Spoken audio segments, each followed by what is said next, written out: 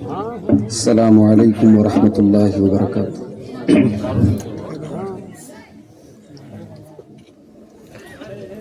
الحمد للہ نحمده ونستعینه ونستغفره ونعوذ باللہ من شرور انفسنا ومن سیئات اعمالنا، من يهده الله فلا مضل له ومن يضلل فلا هادي له، وأشهد أن لا إله إلا الله وحده لا شريك له، وأشهد أن محمدا عبده ورسوله۔ يا أيها الذين آمنوا اتقوا الله حق تقاته ولا تموتن إلا وأنتم مسلمون۔ يا أيها الناس اتقوا ربكم الذي خلقكم من نفس واحدة وخلق منها زوجها وبث منهما رجالا كثيرا ونساء، واتقوا الله الذي تساءلون به والأرحام إن الله كان عليكم رقيبا۔ يا أيها الذين آمنوا اتقوا الله وقولوا قولا سديدا يصلح لكم أعمالكم ويغفر لكم ذنوبكم، ومن يطع الله ورسوله فقد فاز فوزا عظيما۔ أما بعد فإن خير الحديث كتاب الله، وخير الهدي هدي محمد صلى الله عليه وسلم، وشر الأمور محدثاتها وكل محدثة بدعة وكل بدعة ضلالة وكل ضلالة في النار۔ أعوذ بالله من الشيطان الرجيم، بسم الله الرحمن الرحيم۔ وقال الرسول يا رب إن قوم اتخذوا هذا القرآن مهجورا۔ صدر محترم، علماء کرام، محترم بزرگوں، نوجوان بھائیوں، ماں اور بہنوں، پیارے بچوں، مرکز الصفا لتحفیظ القرآن اس علاقے کا یہ ادارہ جس کی ابھی شروعات ہے، اور جیسا کہ مجھے معلوم ہوا کہ پہلی مرتبہ اس ادارے سے 2 بچوں نے آج قرآن کریم کے حفظ کی سعادت حاصل کی ہے، ان کے سروں پر ہمارے اس علاقے کے بزرگ علماء کرام نے دستار حفظ رکھی ہے۔ اللہ تعالیٰ ان بچوں کو اس دولت قرآن کی حفاظت کی توفیق عطا فرمائے، اور اس ادارے کو اللہ تعالیٰ اسی طریقے سے قرآن کریم کی تعلیم کا کام کرتے رہنے کی توفیق دے، آمین۔ میرے بھائیوں، علم حاصل کرنے کے 3 ذرائع ہوتے ہیں۔ پہلا ذریعہ جو ہے وہ حواس سے خمسہ ہے۔ کسی چیز کا علم ہم سن کر حاصل کرتے ہیں، دیکھ کر حاصل کرتے ہیں، چھو کر حاصل کرتے ہیں، سونگ کر حاصل کرتے ہیں۔ لیکن انسان کبھی کبھی حواس سے خمسہ جو اس کے 5 سینس آرگنز ہیں، 5 جو چیزیں انسان محسوس کرتا ہے، کبھی کبھی دھوکہ کھا جاتا ہے۔ مثلا ٹرین سے آپ سفر کر رہے ہیں، اب ٹرین چل رہی ہے لیکن آپ کی آنکھوں کو ایسا لگتا ہے کہ باہر مکانات چل رہے ہیں، پیڑ چل رہے ہیں، تو سینس دھوکہ کھا رہی ہے۔ تو جب سینس دھوکہ کھاتی ہے تو وہاں عقل کام آتی ہے۔ عقل آپ کی کہتی ہے نہیں، نظروں کو لگ رہا ہے، آنکھوں کو لگ رہا ہے کہ پیڑ چل رہے ہیں، مکانات چل رہے ہیں، بلڈنگیں چل رہی ہیں، مگر عقل کہتی نہیں، ٹرین چل رہی ہے۔ یہ ساری چیزیں تو ساکن ہیں۔ تو یہ دوسرا علم حاصل کرنے کا مصدر ہے عقل۔ لیکن بہت سارے ایسے مقامات ہیں جہاں عقل بھی دھوکہ کھا جاتی ہے، عقل بھی ٹھوکر کھا جاتی ہے۔ مثلا آپ شادی کرتے ہیں، عقل کیا کہتی ہے؟ آپ رشتہ تلاش کرنے کے لیے پورے گاؤں کا، پورے علاقے کا چکر لگا رہے ہیں۔ اگر عقل کو معیار بنا لیا جائے تو عقل یہ کہتی ہے کہ بھائی باہر کیوں رشتہ دیکھ رہے ہو؟ آپ کے گھر کی اپنی سگی بہن ہے، سب دیکھا ہوا ہے، سارا پرکھا ہوا ہے، اس کے اخلاق، اس کے کردار سے واقف ہیں۔ اگر ہم عقل کو معیار بنا لیں تو عقل تو کہتی ہے صاحب شادی کرنے کے لیے باہر کیوں جا رہے، گھر کے اندر رشتہ موجود ہے، لیکن عقل یہاں ٹھوکر کھا رہی ہے، اور جب عقل ٹھوکر کھائے تو وہاں رہنمائی کرتی ہے اللہ تعالیٰ کی وحی، اللہ تبارک و تعالیٰ کا فرمان اور اللہ کی شریعت بتاتی ہے کہ نہیں، ہر جگہ عقل صحیح نہیں ہے، جہاں عقل ٹھوکر کھائے وہاں اللہ کی شریعت اور اللہ کی وحی یہ بتاتی ہے کہ کیا صحیح اور کیا غلط ہے۔ اور اللہ کی آخری وحی مطلوب، آخری کتاب جو ہمیں اور آپ کو ملی ہے میرے عزیزوں، میرے بھائیوں، اس کتاب کا نام ہے قرآن۔ اور یہ جو قرآن ہے، اس کتاب کا نام بھی اللہ نے قرآن رکھا ہے، اس کے نام کا مطلب یہ ہے سب سے زیادہ پڑھی جانے والی چیز، اور آج دنیا میں اس گئے گزرے دور میں بھی سب سے زیادہ اگر کوئی کتاب پڑھی جاتی ہے تو قرآن کریم۔ یہ چھوٹے چھوٹے بچے ہمارے، ان کی عمر کیا ہے؟ اور ابھی ہمارے پاس ایک خبر آئی، ممبرا میں، جامعہ اسلامیہ ممبرا ایک ہماری جماعت کا ادارہ ہے، وہاں 6 سال کے بچے نے 11 مہینے میں قرآن یاد کر لیا۔ یہ اللہ کی کتاب کا اعجاز ہے، یہ اللہ کے کلام کی برکت ہے، اور یہ اس کتاب مقدس کا اعجاز ہے کہ 5-6 سال کا بچہ اس پوری کتاب کو، جو اس کی اپنی لینگویج میں نہیں ہے، اپنی زبان میں نہیں ہے، اس کو یاد کر لیتا ہے اور تراویح کی نماز میں کھڑے ہو کر کے پورا سنا دیتا ہے۔ اسی لیے اللہ تعالیٰ قرآن کریم میں فرماتا ہے وَلَقَدْ يَسَّرْنَا الْقُرْآنَ لِلذِّكْرِ فَهَلْ مِن مُدَّكِرٍ، ہم نے اس قرآن کو یاد کرنے کے لیے بھی آسان بنایا، نصیحت حاصل کرنے کے لیے بھی آسان بنایا، سمجھنے کے لیے بھی آسان بنایا۔ فَهَلْ مِن مُدَّكِرٍ، کیا ہے کوئی جو قرآن کو یاد کرے، جو قرآن کو سیکھے، جو قرآن کو سمجھے، جو قرآن سے نصیحت حاصل کرے؟ یہ کتاب اللہ کی ہے، اور اس کتاب کی حفاظت کی گارنٹی بھی اللہ نے خود لی۔ فرمایا اِنَّا نَحْنُ نَزَّلْنَا الذِّكْرَ وَإِنَّا لَهُ لَحَافِظُونَ، اس قرآن کو ہم نے اتارا ہے اور اس کی حفاظت کرنے والے بھی ہم ہی ہیں۔ اس کتاب کی تاثیر یہ ہے، اس کتاب کے اندر اتنا اٹریکشن ہے کہ اللہ تعالیٰ اس کتاب کی تاثیر کا ایک نمونہ، ایک جھلک بیان کرتے ہوئے قرآن میں کہتا ہے لَوْ أَنزَلْنَا هَذَا الْقُرْآنَ عَلَى جَبَلٍ لَرَأَيْتَهُ خَاشِعًا مُتَصَدِّعًا مِّنْ خَشْيَةِ اللَّهِ، اگر اس قرآن کو ہم نے کسی پہاڑ کے اوپر اتارا ہوتا تو پہاڑ بھی اللہ کے خوف سے چور چور ہو جاتا، ریزہ ریزہ ہو جاتا، پہاڑ بھی اس قرآن کے پاور کو، اس قرآن کی طاقت کو برداشت نہ کر پاتا۔ اگر آج یہ قرآن ہمارے دلوں کو اپیل نہیں کر رہا ہے، اس قرآن کی نعوذ باللہ کوئی غلطی نہیں ہے میرے بھائیوں، یہ ہمارے دلوں کی سختی ہے۔ اگر ہمارے دل قرآن کی آیتوں کو سن کر، قرآن کے ترجمے کو سن کر ہمارے دل نہیں پسیج رہے، ہمارے اعمال کی اصلاح نہیں ہو رہی، ہمارے نوجوان برائیوں کے راستے کو نہیں چھوڑ رہے، اس کا مطلب کہ ہمارے دل بہت سخت ہو چکے، بہت کٹھور ہو چکے۔ اللہ تعالیٰ نے قرآن کے پہلے پارے میں یہودیوں کے بارے میں کہا تھا ثُمَّ قَسَتْ قُلُوبُكُم مِّن بَعْدِ ذَلِكَ فَهِيَ كَالْحِجَارَةِ أَوْ أَشَدُّ قَسْوَةً، اے یہودیو تم نے اللہ کو اتنا ناراض کیا، اتنی نافرمانی کی، اتنے گناہ کیے کہ تمہارے دل کٹھور ہو گئے، سخت ہو گئے، پتھروں سے بھی زیادہ سخت ہو گئے۔ وَإِنَّ مِنَ الْحِجَارَةِ لَمَا يَشَّقَّقُ فَيَخْرُجُ مِنْهُ الْمَاءُ، اس لیے کہ پتھر تو کچھ ایسے بھی ہوتے ہیں، پتھر میں سوراخ ہو جاتا ہے، پتھر پھٹ جاتا ہے، پتھر سے پانی رسنے لگتا ہے۔ وَإِنَّ مِنْهَا لَمَا يَهْبِطُ مِنْ خَشْيَةِ اللَّهِ، پتھر تو ایسے بھی ہوتے ہیں جو اللہ کے خوف سے جھک جاتے ہیں، لیکن اے یہودیوں تم نے اللہ کو اتنا ناراض کیا کہ تمہارے دل تو پتھروں سے زیادہ کٹھور ہو گئے۔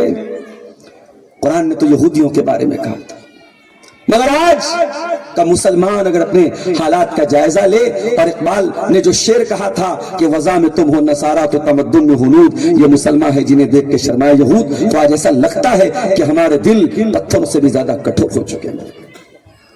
کبھی غور کرنا، ہر آدمی کے ہاتھ میں آج موبائل ہے، کبھی غور کرنا اور کبھی اپنے دل پر ہاتھ رکھ کے سوچ کے بتانا آخری بار آپ نے قرآن کو کب چھوا تھا۔ علماء قرآن کو نہیں پڑھ رہے، طلبہ قرآن کو نہیں پڑھ رہے ہیں، قرآن کے حافظ بھی سال میں رمضان میں ایک بار قرآن کو چھوڑے. اس موبائل نے قرآن پڑھنے والوں سے قرآن چھین لیا. اس موبائل نے علماء کو قرآن سے دور کر دیا. اس موبائل نے طلبہ کو قرآن سے دور کر دیا. اور عوام کا تو کہنا ہی کیا ہے میرے بھائی. عثمان غنی کہا کرتے تھے. عثمان غنی کون ہے؟ عثمان غنی نبی کے وہ داماد ہیں جو رات میں سوتے تھے تو قرآن پڑھ کے سوتے تھے اور اٹھتے تھے تو قرآن پڑھ کے اٹھتے تھے. قرآن سے کبھی سیراب نہیں ہوتے تھے, قرآن سے کبھی دور نہیں ہوتے تھے. اور دنیا نے وہ منظر بھی دیکھا جب عثمان غنی شہید ہوئے تو قرآن پڑھتے ہوئے شہید ہوئے اور ان کے خون کے چھینٹے اسی قرآن پر پڑے تھے. عثمان غنی کیا کہتے ہیں؟ لو طہرت قلوبکم ما شبیت من کلام اللہ. اگر تمہارے دل پاک اور صاف ہوتے تو قرآن کریم سے کبھی سیراب نہ ہوتے, کبھی آسودہ نہ ہوتے, قرآن سے کبھی تمہاری طبیعت نہ بھرتی, قرآن کو سن کر کے تم کبھی یہ نہ کہتے کہ بہت ہو گیا. آج تو صاحب اگر تراویح میں حافظ جی نے تھوڑا قرآن زیادہ پڑھا دیا, پبلک کا پارا چڑھ جاتا ہے. قرآن کریم آج ہماری طبیعتوں پر گرا گزرنے لگا ہے. ہم قرآن کو ٹائم دینے کو تیار نہیں ہیں میرے بھائی. واللہ اگر ہم نے قرآن کا حق ادا نہ کیا, ہم نے قرآن پر توجہ نہ دی, تو قیامت کے دن ہمارا گریبان ہوگا اور رسول کا ہاتھ ہوگا اور اللہ کی بارگاہ میں رسول کہیں گے وقال الرسول یا رب ان قوم اتخذوا هذا القرآن مهجورا. قیامت کے دن اللہ کے رسول کہیں گے کہ اے میرے رب, میری امت نے قرآن کو چھوڑ کے رکھا تھا. میرے بھائیوں, جب کوئی انسان مجرم ہوتا ہے اور اس کا معاملہ عدالت میں چل رہا ہوتا ہے تو وہ ایسے لوگوں کو تلاش کرتا ہے جو اس کے کیس کو ہلکا کر دیں, اس کی سزا کو معاف کرا دیں. ایسے وکیلوں کو تلاش کرتا ہے, جج سے سیٹنگ کرتا ہے, پیسے کا انتظام کرتا ہے, کوئی جتن کرتا ہے کہ میری سزا میں کمی ہو جائے. دنیا کا اصول ہے مجرم اپنے آپ کو سزا سے بچانے کے لیے محنت کرتا ہے, کوشش کرتا ہے. ہم اور آپ قیامت کے دن اللہ کی بارگاہ میں کھڑے ہوں گے. ہمارے اعمال کی سیاہی, ہمارے گناہوں کی سیاہی ہمارے نام اعمال کو بھر رہی ہوگی. اللہ کی بارگاہ ہوگی, اللہ غصے میں اور غضب میں ہوگا. میرے بھائیوں, میرے بزرگوں, یہ قرآن قیامت کے دن ہماری سفارش کرے گا. یہ قرآن کہے گا کہ اے اللہ اس بندے کو سزا نہ دے, یہ تیرا بندہ راتوں کو قرآن پڑھا کرتا تھا. اے اللہ جب دنیا موبائل میں بزی رہتی تھی, انسٹاگرام اور فیس بک پر دن رات لگی رہتی تھی, تیرا یہ بندہ تیری کتاب کی آیتوں پر غور کرتا تھا. اللہ کے پیارے نبی فرماتے ہیں اقرؤوا ھذا القرآن فإنه يأتي يوم القيامة شفيعا لأصحابه. اس قرآن کو پڑھا کرو, یہ قرآن اپنے پڑھنے والوں کے لیے قیامت کے دن سفارش بن کر کے آئے گا, سفارشی بن کر کے آئے گا, سفارش کرے گا. میرے بھائیوں, قرآن کریم اللہ کی وہ کتاب ہے جس کو اللہ نے کتاب مبارک, برکت والی کتاب کہا ہے. اس کا برکت ہونے کا مطلب, برکت والی کتاب ہونے کا کیا مطلب ہے؟ اس قرآن کے پڑھنے والے کو کبھی کوئی گھاٹا نہیں ہوگا. قرآن پڑھو گے تب بھی ثواب, قرآن سنو گے تب بھی ثواب, قرآن پڑھنے والے کی مدد کرو گے تب بھی ثواب, قرآن پڑھانے والے کی مدد کرو گے تب بھی ثواب, قرآن پڑھنے والے کی عزت کرو گے تب بھی ثواب, مسجد میں قرآن دو گے تب بھی ثواب, مدرسے میں قرآن دو گے تب بھی ثواب, قرآن کو سمجھاؤ گے تب بھی ثواب, قرآن کو بیان کرو گے تب بھی ثواب. قرآن برکت والی کتاب ہے, ہر لحاظ سے یہ کتاب برکت والی کتاب ہے. یہ کتاب جس نبی پر نازل ہوئی وہ نبی وما ارسلناک الا رحمت للعالمین, ساری کائنات کے لیے رحمت ہے. یہ قرآن جس رب کی جانب سے نازل ہوا تنزیل من رب العالمین, وہ ساری کائنات کا رب ہے. یہ قرآن جو فرشتہ لے کر کے آیا نزل بہ الروح الامین, وہ تمام فرشتوں کا سردار جبریل ہے. یہ قرآن جس مہینے میں نازل ہوا شہر رمضان الذی انزل فیہ القرآن, وہ سارے مہینوں کا سردار ہے. یہ قرآن جس رات میں نازل ہوا انا انزلناہ فی لیلۃ القدر وما ادراک ما لیلۃ القدر لیلۃ القدر خیر من الف شہر, وہ ایک رات 84 سال سے بہتر اور افضل ہے. میرے عزیزو, یہ قرآن وہ کتاب ہے جس کتاب نے عرب کے لوگوں کو, جن کو اپنی زبان پر, اپنی لنگوسٹک پر, اپنے لٹریچر پر بڑا ناز تھا, جو ساری دنیا کو عجمی کہتے تھے, ساری دنیا کو گونگا کہتے تھے, جن کو اپنی زبان پر بڑا ناز تھا, قرآن ان کو چیلنج دیتا ہے قل لئن اجتمعت الانس والجن الا ان یاتوا بمثل هذا القرآن لا یاتون بمثله ولو كان بعضهم لبعض ظہیرا, کہ اے جنات اور انسان تم سب مل کر اس قرآن کی جیسی کتاب تو بڑی دور کی بات ہے, اس قرآن کی جیسی ایک آیت نہیں لا سکتے. یہ قرآن وہ کتاب ہے میرے بھائی. इस कुरान को सुन करके हमारे नबी रोया करते थे। बुखारी की रिवायत है, अब्दुल्ला बिन मसूद रज़ी अल्लाह तआला अन्हु जो कुरान के बहुत अच्छे कारी थे। अभी ऑल इंडिया अहले हदीस कॉन्फ्रेंस हुई दिल्ली में और मस्जिद नबी के जो इमाम आए थे अब्दुल्ला अल बुऐजान, कभी जाइए, अपने नौजवानों से कहूंगा, कभी रात के सन्नाटे जब तुम्हारे दिल से ये आवाज उठे कि मुझे गाना सुनना चाहिए, मुझे म्यूजिक सुनना चाहिए, वल्लाह अगर ये ख्वाहिश दिल में पैदा होती है कि गाना सुन करके मेरे दिल को सुकून मिलेगा, इसका मतलब कि कहीं ना कहीं तुम्हारा दिल मुर्दा हो रहा है, कहीं ना कहीं तुम्हारे रूह के अंदर जो ईमान की चार्जिंग उसका लेवल बहुत कमजोर हो चुका है।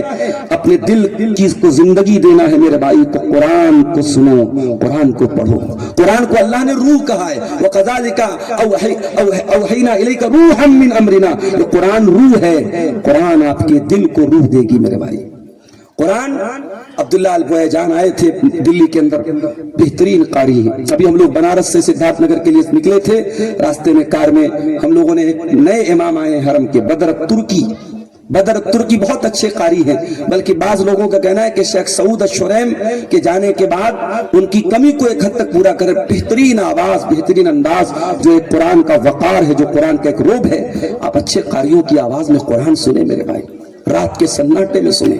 आपको तर्जमा नहीं आता होगा, आपको ये जबान नहीं आती होगी, लेकिन कुरान की बरकत मैं बता रहा हूं, आपको अपने रोंगटे खड़े होते हुए महसूस होंगे, आपको अपने रूह की, अपने दिल की कैफियत अलग महसूस होगी।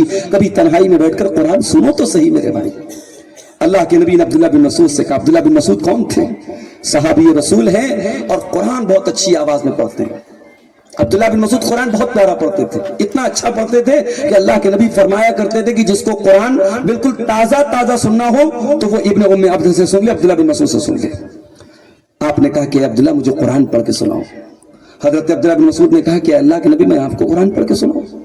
कुरान तो आप पर उतरा है, आप पढ़ते हैं दिन रात, मैं आपको कैसे पढ़ के सुनाऊं? आपने कहा अब्दुल्ला मैं तुम्हारे मुंह से कुरान सुनना चाहता हूं। अब्दुल्ला बिन मसूद कुरान पढ़ने लगे, अल्लाह के प्यारे हबीब कुरान सुन रहे हैं, अब्दुल्ला बिन मसूद कुरान पढ़ रहे हैं और सूरह निसा की तिलावत कर रहे हैं। अल्लाहु अकबर। अल्लाह के प्यारे नबी कुरान की तिलावत सुन रहे हैं। तिलावत करते करते हजरत अब्दुल्ला कुरान की इस आयत पर पहुंचे, फ़कैफ़ इज़ा जीना मिन कुल्लि उम्मतिन बिशहीद व जीना बिका अला हाउलाइ शहीदा। ऐ मेरे नबी, हर उम्मत में से कयामत के दिन में गवाह लाएंगे और हम आपकी उम्मत पर भी और सारी इंसानियत पर आपको गवाह बनाएंगे। सारी इंसानियत के ऊपर और सारी आपकी उम्मत के ऊपर हम आपको गवाह बनाएंगे। जब कुरान की आयत पर अब्दुल्ला बिन मसूद पहुंचे, अल्लाह के प्यारे नबी ने फरमाया हस्बुकलान, ऐ अब्दुल्ला अब बस करो, अब रुक जाओ। हजरत अब्दुल्ला कहते मैंने नजरें उठा के देखा, फइदा ऐनाहु तज़रीफान, अल्लाह के प्यारे नबी की दोनों आंखों से आंसू बह रहे थे। अल्लाह के नबी रो रहे थे। वो जिम्मेदारी का एहसास, वो कयामत के दिन जो अल्लाह की बारगाह में सवाल होगा, जो अमानत है, जो जिम्मेदारी है। आज हम और आप जिम्मेदारी क्या जाने, हम जिम्मेदारी क्या जाने, हम अमानत क्या जाने। अरे अमानत का एहसास जिस इंसान को होता है वो अमानत के बारे में सोच करके कांपता है। अल्लाह के प्यारे नबी अपनी जिम्मेदारी को सोच करके रोने लगे। अल्लाह के प्यारे नबी की बीवी, हम सब की प्यारी माँ हजरत आयशा सिद्दीका एक दिन नमाज पढ़ रही थी।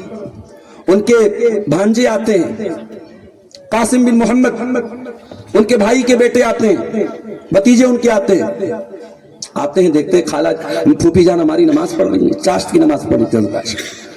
हजरत आयशा चाश्त की नमाज पढ़ रही थी और सूरह तूर की तिलावत कर रही थी और सूरह तूर की इस आयत पर पहुंची थी कि जन्नती जब जन्नत में जाएंगे तो क्या कहेंगे, फमन्नल्लाहु अलैना व वक़ाना अज़ाबस समूम।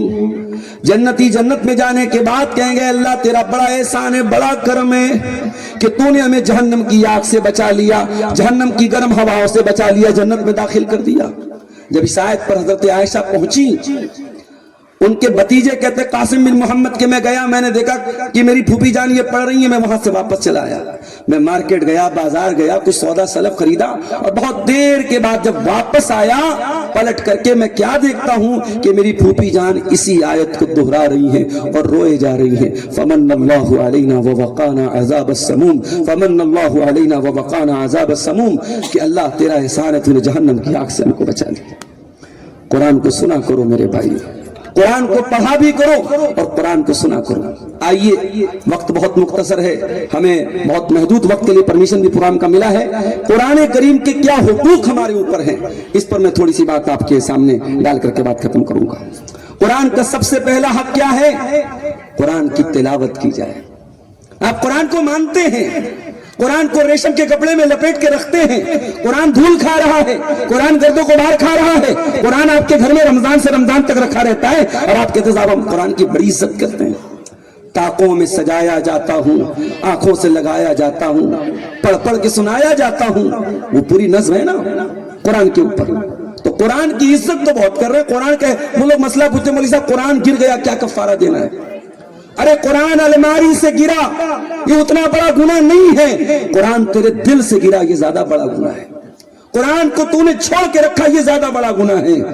क़यामत के दिन अल्लाह के रसूल शिकवा करेंगे, वक़ाल रसूल या रब इन्न कौमी इत्तख़ज़ू हाज़ल कुरान महजूरा। रसूल कहेंगे अल्लाह मेरी उम्मत ने कुरान को छोड़ दिया। कुरान पर ईमान रखते हो, कुरान को मानते हो तो कुरान की तिलावत करो। मैं ये नहीं कहता कि डेली आप 1 पारा की तिलावत करो, आप डेली 5 पारा की, जितनी आपके अंदर कैपेसिटी है। अगर आप कुरान पढ़ने में बहुत फ्लुएंट नहीं है, अटक अटक के पढ़ रहे हैं, कोई मसला नहीं। कुरान अगर आप अटक अटक के पढ़ रहे हैं, आपकी जबान खुल करके नहीं निकल पा रही है, तो भी आपको सवाब मिलेगा इंशाअल्लाह। कुरान पढ़ने वाला कभी घाटे में नहीं है। अल्लज़ीना आतैनाहुमुल किताब यतलूनहु हक़्क़ तिलावतिही उलाइका युमिनून बिही। जिनको हमने अपनी किताब अता की है वो इसकी तिलावत करते हैं और वैसी तिलावत करते हैं जैसा तिलावत करने का हक है। और जो कुरान की तिलावत करता है, अल्लाह फरमाता उलाइका युमिनून बिही, वही लोग कुरान पर ईमान रखने वाले हैं। कुरान की जो तिलावत करता है वो ईमान रखता है। ईमान का दावा करने से साबित नहीं हो जाएगा। तिलावत कीजिए कुरान की। उसके बाद अगला नंबर आता है कुरान पर तदब्बुर करना, कुरान पर गौर करना कि कुरान क्या कह रहा है। व्हाट्सएप पर आपने मुझे मैसेज किया, दूसरे मैसेजेस आए, आपका मैसेज पीछे चला गया, 6 महीने के बाद आपसे मेरी मुलाकात हुई, आपने कहा अब्दुल गफ्फार साहब बड़े आदमी हो गया, मैसेज नहीं पढ़ा मेरा आपने, नाराज हो जाएंगे आप। ताल्लुक है, दोस्ती है, नाराज हो जाएंगे आपकी साहब आपने मेरा मैसेज क्यों नहीं पढ़ा। ये कुरान भी तो अल्लाह का मैसेज है मेरे भाई, ये कुरान भी तो अल्लाह का पैगाम है और अल्लाह अपने बंदों से बहुत मोहब्बत करता है और इसीलिए ये किताब उसने हमें और आपको दी है। मेरे भाई इस किताब को हम समझने की कोशिश भी नहीं करते। रट्टू तोते की तरह लड़कियों ने मौलानी से पढ़ लिया, लड़कों ने हाफिज जी के पास पढ़ लिया, न कुरान को कभी समझा, न कुरान पर कभी गौर किया। कुरान कहता क्या है? मैं नहीं कहता कि हर आदमी आलिम बन जाए, हर आदमी मदरसे का फारिग हो जाए, मगर कुरान के मानी आज अल्हम्दुलिल्लाह उर्दू की बेहतरीन तफासिर मौजूद है। हाफिज सलाउद्दीन यूसुफ की अहसनुल बयान मौजूद है, डॉक्टर लुकमान सलफी रहमतुल्लाह अलैह की तहसीर कलामुर रहमान मौजूद है, अल्लामा सनाउल्लाह अमृतसरी की तफसीर सनाई मौजूद है। आप जो मुस्तनद और ऑथेंटिक तफसीरें हैं, तर्जमा है, मोबाइल पर भी आपको ऐप्स की शक्ल में मिल जाएगा। आप थोड़ा थोड़ा कुरान के माना और मतलब पर गौर करें मेरे भाई, और जितना आप कुरान के माना और मतलब पर गौर करेंगे आपके दिल पे लगे हुए ताले खुलते चले जाएंगे।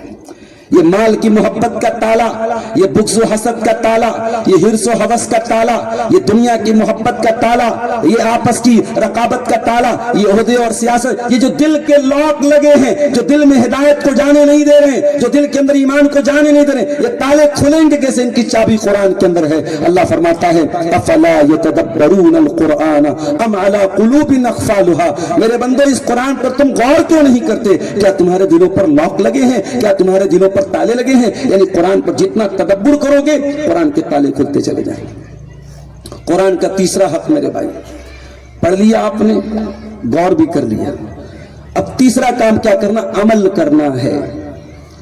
तकरीर में आपने सुना, खुतबा जुमा में सुना, मौलवी साहब ने सूद पर कुरान की आयत पढ़ के सुना दी कि ऐ सूद खाने वालों फ़इल्लम तफ़अलू फ़अज़नु बिहर्बिन मिनल्लाहि व रसूलिही, सूद खाना नहीं छोड़ोगे, अल्लाह और उसके रसूल से जंग करने के लिए तैयार हो जाओ। आपने घर आके कहा मौलवी साहब ने सूद पर बड़ी अच्छी तकरीर की, तकरीर की तारीफ आपने की, कुरान की रोशनी में तकरीर की थी मौलवी साहब, और आपके घर में सूद का लेन देन हो रहा है, سود کھایا جا رہا ہے اب ہمارے اور آپ کے گھروں میں، تو اس کا مطلب کہ ہم قرآن سن تو رہے ہیں، قرآن بیان تو کر رہے ہیں، قرآن پر عمل نہیں کر رہے ہیں۔ قیامت کے دن ہم سے یہ بھی پوچھا جائے گا۔ 5 سوال سب سے ہوگا، عالم سے بھی ہوگا، جاہل سے بھی ہوگا، گاؤں کے آدمی سے بھی ہوگا، شہر کے آدمی سے بھی ہوگا۔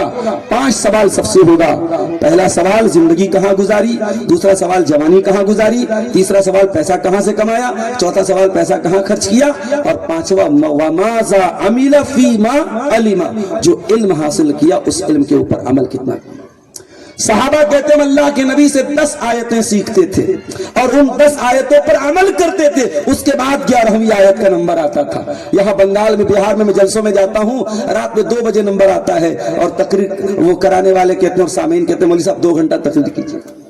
سدھارتھ نگر کے کئی پروگراموں میں آیا، میری مجبوری ہوتی صبح کلاس کرنا رہتا ہے، شیخ صاحب آپ دیر تک بولیے گا، آپ چلے جائیں گے پبلک چلی جائے گی، یہ ہے وہ دنیا بھر کی باتیں، لمبی تقریر سننے کا۔ اب تو ماشاءاللہ دھیرے دھیرے رواج کم ہو رہا ہے۔ آج کا جلسہ آپ نے 10 بجے تک رکھا، ورنہ 12-1 بجے کے پہلے کہاں سدھارتھ نگر کے جلسے ختم ہوتے ہیں۔ تقریر سننے کا اتنا شوق ہے، یہ شوق غلط نہیں ہے، اس شوق کی ہم اس کی حوصلہ افزائی کرتے ہیں، مگر سننے کے ساتھ ساتھ عمل کا جذبہ بھی میرے بھائیو ہمارے اندر ہونا چاہیے۔ قرآن کا یہ تیسرا حق ہے کہ ہم قرآن پر عمل کریں۔ قرآن کا چوتھا حق، قرآن کو سکھائیں بھی، قرآن کے معلم بنے، قرآن کے ٹیچر بنے۔ ارے مولوی صاحب یہ کیا کہہ دیا آپ نے، قرآن کا ٹیچر بھلا کون بنے گا؟ 6,000 تنخواہ، 7,000 تنخواہ، پورے پریوار کو پالنا ہے۔ مدرسے کی ڈیوٹی مولوی صاحب کر رہے ہیں صبح سے لے کے شام تک، اور میرے پاس ایسے بھی لوگوں کے رابطے ہیں۔ بنگال میں ہمارے ایک دوست ایک مدرسے میں پڑھاتے ہیں، قرآن و حدیث کے ٹیچر ہیں، پرائیویٹ پڑھاتے ہیں، 8-10 ہزار روپے ان کی تنخواہ ہے۔ وہاں بنگال میں ممتا بنرجی جو وہاں کی چیف منسٹر ہیں، انہوں نے مسجدوں کے اماموں کو بھی کچھ تنخواہ رکھی ہے، 3,000 یا 2,500 کچھ ملتا ہے۔ وہ بیچارے گاؤں کا مدرسہ ہے، پڑھانے جاتے ہیں، اپنی مسجد پر امامت بھی کراتے ہیں کہ بھئی کچھ سائیڈ آمدنی ہو جائے، 2,500-3,000 اور آ جائے، ہمارے گھر میں آرام اور سہولت آ جائے۔ مدرسے والوں کو یہ بھی ہضم نہیں ہوا، مدرسے والوں نے میٹنگ کی کہ نہیں صاحب، جو مدرسے کے ٹیچر ہیں ان کو دن رات یہیں رہنا پڑے گا، ہاسٹل کی نگرانی کرنی پڑے گی، بچوں کی نگرانی کرنی پڑے گی۔ یہ حالات ہیں میرے بھائی۔ ہم قرآن کی بڑی بات کرتے ہیں، قرآن کی تعظیم کی بڑی بات کرتے ہیں، قرآن پڑھانے والے کی کوئی تعظیم نہیں ہے۔ قرآن پڑھنے والا حقیر، قرآن پڑھانے والا حقیر۔ سائنس کے ٹیچر سے ٹیوشن لیں گے 2,000 آرام سے دے دیں گے، میتھ کے ٹیچر کو 2,000 آرام سے دے دیں گے، اور حافظ جی اور مولوی صاحب قرآن پڑھانے آئیں گے تو سودے بازی کریں گے، 500 میں کام چل جائے، 600 میں کام چل جائے۔ میرے نبی نے قرآن کے ٹیچر کو، قرآن کے معلم کو بڑی عزت دی ہے میرے بھائی۔ میرے نبی نے فرمایا خیرکم من تعلم القرآن وعلمہ، قرآن کو جو سیکھے اور سکھائے وہ بہترین انسان ہے۔ میرے نبی کے پاس ایک مرتبہ کچھ غلام آئے، کچھ لونڈیاں آئیں۔ اللہ کے پیارے نبی کی سب سے چھوٹی بیٹی حضرت فاطمہ کو پتا چلا کہ میرے ابا کے پاس کچھ غلام آئے ہیں، کچھ لونڈیاں آئی ہیں۔ حضرت فاطمہ بڑی پریشانی کی زندگی گزر بسر کرتی تھی، اپنے ہاتھوں سے چکی چلاتی تھی، اپنے گھر کے سارے کام کرتی تھی، حسن و حسین کی پرورش کرتی تھی۔ حضرت فاطمہ اللہ کے نبی کے پاس آتی ہے، اللہ کے نبی صلی اللہ علیہ وسلم سے ملاقات نہیں ہوتی، حضرت عائشہ کو پیغام سنا کے جاتی ہیں کہ میرے والد آئے تو کہیے گا کہ آپ کی بیٹی آئی تھی، کوئی غلام اگر ہو تو آپ کی بیٹی کو بھی مل جائے تو اس کا کچھ کام آسان ہو جائے۔ اللہ کے پیارے حبیب صلی اللہ علیہ وسلم اپنی بیٹی کے گھر پہنچے، اپنی بیٹی اور داماد کے بستر پہ بیٹھے اور کہا کہ اے علی اے فاطمہ، مسند احمد کے الفاظ ہیں، آپ نے کہا کہ اے علی اے فاطمہ، غلام تو آئے ہیں میرے پاس، لوڈیا تو آئی ہو میرے پاس، مگر میری مسجد میں قرآن و حدیث کو سیکھنے والے یہ اصحاب صفہ، یہ دین کے طلبہ، یہ دین کے اسٹوڈنٹس، مجھے پہلے ان کی بود و باش کا انتظام کرنا ہے، پہلے ان کے کھانے پینے کا انتظام کرنا ہے۔ اے فاطمہ، ان کی ضرورتوں کے اوپر میں تمہاری ضرورت کے اوپر ان کی ضرورتوں کو قربان نہیں کر سکتا، مجھے پہلے ان کا انتظام کرنا ہے۔ یہ نبی نے مزاج دیا ہے امت کو کہ قرآن کے ٹیچرز اور قرآن کے اسٹوڈنٹس اور قرآن کے پڑھنے پڑھانے والوں کو عزت دو میرے بھائی۔ قرآن کے اگر ہو سکے تو قرآن کے ٹیچر بنو، قرآن کو سکھانے والے بنو، اور اگر قرآن کے سکھانے والے نہیں بن سکتے تو کم سے کم قرآن کو سکھانے والوں کا احترام کرو، ان کی تعظیم کرو، ان کا حق محنت ان کو دو، ان کا محنتانہ ان کو دو، ان کی حق تلفی نہ کرو میرے عزیزوں میرے بھائیوں۔ اور قرآن کا ایک حق یہ بھی ہے میرے بھائی، ان بچوں سے کہنا چاہوں گا جنہوں نے قرآن کو حفظ کیا ہے، میں کئی ایسے قرآن کے حفاظ کو جانتا ہوں جنہوں نے کسی زمانے میں قرآن حفظ کیا، مدرسے سے حفظ کی دستار ان کے سر پہ رکھی گئی، پھر بعد میں اپنے اعمال کی وجہ سے، اپنی حرکتوں کی وجہ سے انہوں نے قرآن کو بھلا دیا۔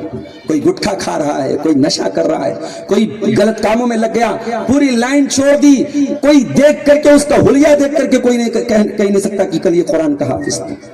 ان بچوں سے کہنا چاہوں گا، اور جو بھی بچے اس مدرسے میں پڑھیں ان سے کہنا چاہوں گا، قرآن کے حافظ ہو، تمہارے سینے میں قرآن ہے، اللہ کیا تمہارا مقام بہت بلند ہے، اپنے اس مقام کی حفاظت کرنا، اس قرآن کے حفظ کی بھی حفاظت کرنا، اور اپنے کردار اور اپنے اخلاق کی بھی حفاظت کرنا۔ اللہ کے پیارے نبی فرماتے ہیں تعاہدوا ھذا القرآن، اس قرآن کو مضبوطی سے یاد رکھو، اس قرآن کو پکڑ کے رکھو، اس قرآن کو بار بار دہراتے رہو۔ فإنه أشد تفلقا من الإبل من معقلها، اگر اونٹ کو رسی سے باندھ کے کسی کھوٹے سے باندھ دیا جائے تو جس طریقے سے اونٹ بھاگنے کی کوشش کرتا ہے اس سے کہیں زیادہ قرآن نکلنے کی کوشش کرتا ہے۔ اس لئے قرآن کو حفظ کیا ہے بہت اچھی بات ہے، لیکن اس سے بڑی بات یہ کہ قرآن کو یاد رکھا جائے۔ میں نے بنارس کے ایک حافظ صاحب کو دیکھا، اس وقت 75 سال ان کی عمر ہے، 75 سال ان کی عمر ہے، بوڑھے ہو چکے ہیں، مگر آج اس عمر میں بھی قرآن ان کا بہت پکا یاد ہے۔ کیوں؟ کیونکہ وہ نماز میں آج جب سنتیں پڑھتے ہیں، نوافل پڑھتے ہیں تو قرآن کو دور کرتے رہتے، قرآن کو ریپیٹ کرتے رہتے، قرآن کو یعنی وہ کنٹینیو قرآن کو پڑھتے رہتے ہیں۔ وہ فرض میں تو ظاہر ہے کہ آدمی محدود پڑھائے گا، سنتوں میں وہ قرآن کو پڑھتے رہتے ہیں۔ تو یہ ایک معمول ہے ان کا۔ میں اپنے ان نوجوانوں سے کہنا، ان بچوں سے کہنا چاہوں گا، اور جو بھی قرآن کے حفاظ ہیں، جہاں تک میری آواز پہنچے، میں کہنا چاہوں گا کہ قرآن اگر حفظ کیا ہے تو اس کی سعادت کو باقی رکھیے، اس کو برقرار رکھیے۔ میرے عزیزوں، اللہ تعالیٰ نے ہمیں اور آپ کو یہ کتاب دی ہے، یہ کتاب ہمیں دنیا تک پہنچانا ہے۔ ھذا بلاغ للناس، یہ کتاب صرف ہماری کتاب نہیں ہے۔ الیکشن آتا، ہمارے بہت سارے غیر مسلم بھائی ہمارے اسٹیج پر آتے ہیں، ہمارے غیر مسلم بھائیوں کے ساتھ لین دین ہوتے ہیں، کاروبار ہوتا ہے۔ زندگی میں ایک کام یہ بھی کر دیجئے میرے بھائی، آپ کا کوئی غیر مسلم ہے، پڑوسی ہے، تعلقات کا ہے، آپ کا دوستانہ ہے، ایک ہندی کا قرآن خریدیے ترجمے والا، اس کو دے دیجئے، اس کو بتائیے بھائی یہ اللہ کی کتاب ہے، آخری کتاب ہے، یہ آپ کے لیے بھی ہے، یہ رب کا سندیش ہے، یہ انتم سندیشٹا کے اوپر اترا ہے، اس کو آپ پڑھا کیجئے۔ اور واللہ میں نے بہت سارے کیس ایسے دیکھے ہیں کہ کسی کو قرآن غیر مسلم کو دیا گیا، اس نے تھوڑا تھوڑا قرآن پڑھا، آپ کو وہ کام، آگے کا کام آپ کو نہیں کرنا، آگے کا کام اللہ جانتا ہے۔ ہدایت اللہ کے ہاتھ میں میرے بھائی، اگر آپ کے کسی کو قرآن دے دینے سے اور قرآن پہنچا دینے سے اللہ اگر کسی کو ہدایت دے دے، واللہ یہ ہماری نجات کا ذریعہ بن سکتا ہے، ہمارے لیے آخرت کی سعادت کا ذریعہ بن سکتا ہے۔ دعا کرتے ہیں اللہ تعالیٰ سے، اللہ تعالیٰ ہم سب کو قرآن کریم کے تعلق سے جو حقوق میں نے بیان کیے ہیں، اللہ مجھے بھی اور آپ سب کو ان حقوق پر عمل کرنے کی توفیق عطا فرمائے۔ اللہ قرآن کو سننے سنانے کی اور قرآن پر عمل کی ہم سب کو توفیق عطا فرمائے۔ اور یہ مدرسہ جو اس علاقے میں ایک بڑی اہم ضرورت کو پورا کر رہا ہے، اور حفظ قرآن جیسا اہم کام یہ اس ادارے سے ہو رہا ہے، اللہ اس ادارے کو مزید ترقی عطا فرمائے۔ رب العالمین ان کے اساتذہ کی کوششوں میں برکت عطا فرمائے، اور جن بھائیوں نے آج یہ مجلس سجائی ہے اللہ ان کی اس محنت کو بھی قبول فرمائے۔ اللہ تعالی ہم سب کو کہنے سننے سے زیادہ عمل کی توفیق عطا فرمائے۔ آمین وآخر دعوانا الحمدللہ رب العالمین، والسلام علیکم ورحمۃ اللہ وبرکاتہ۔